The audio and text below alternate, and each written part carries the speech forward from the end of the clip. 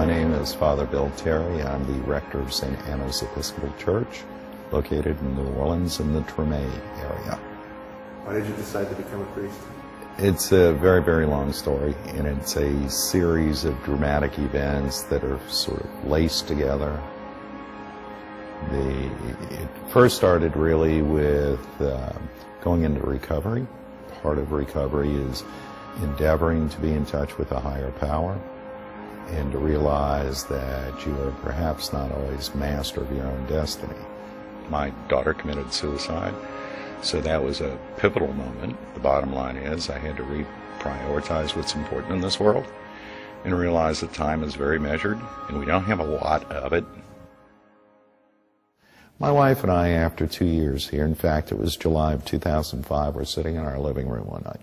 In the news, night after night, reports a murder here, a murder there. In the past week, we've had 10 murders, to give you an idea. My wife turned to me and said, "Where was that murder?" I said, "Oh, don't worry. It's on the other side of St. Claude. It's not in our neighborhood." "Oh, okay." We went back to our business. The very next night at midnight, pop, pop, pop, pop, pop, pop, pop.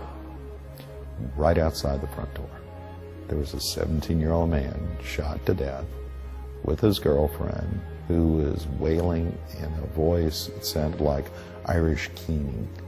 It was an otherworldly wail. The police prevented me from approaching the boy for fear of, quotes, contaminating the scene. I couldn't give the kid last rites.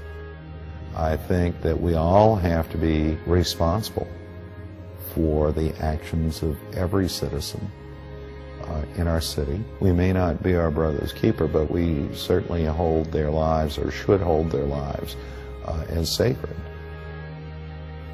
The Murder Board Project, in a neighborhood that often devalues life, or where life has little meaning, is born out of a faith response that recognizes human beings as human beings and puts profound value on life.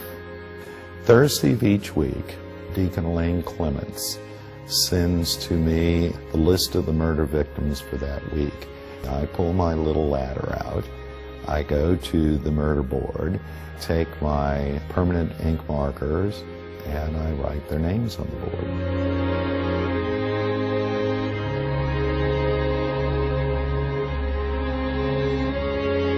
When a child is murdered, what we will hear is John Doe and Mary Jane were shot in a drug deal gone bad. And what we hear is drug deal gone bad. We tend to forget their names. We begin to paint a mental image of a gangbanger or somebody really heinous. What the murder board does is sort of take that out of the equation and remind us at the end of the day that these are human beings. In many, many cases, what we see are people who find themselves in a lifestyle or life circumstances that are deadly, and they get shot. They die. My wife spends the week cutting out. Every morning we get the newspaper, and her job is to read the newspaper to find articles about murder victims. I've been doing the murder scrapbook since the inception.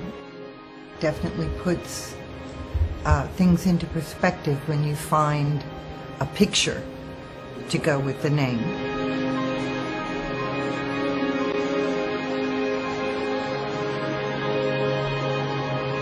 Especially when you're talking about a person that's 15, 16, 18, 20. Someone who's not had a chance to really live their life. They're just starting out. I can't do it every day because every time I do it, it does depress me. It's very hard on me seeing these young people murdered. And so I save it up and I try and do it every Saturday morning.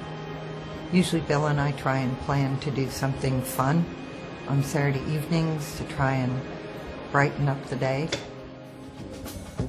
We will sit on the bank of the river where we won't have song. We're blessed because this congregation embraces the idea of the murder board.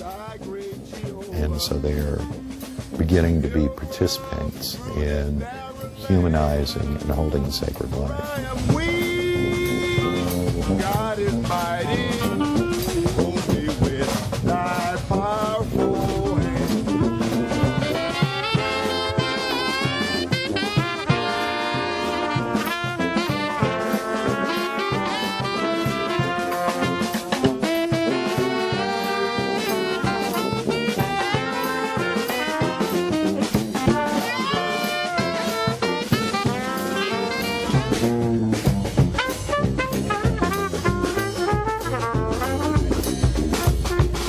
The murder board is now very much part of the identity of being a parishioner in St. Anne's Church. Yeah.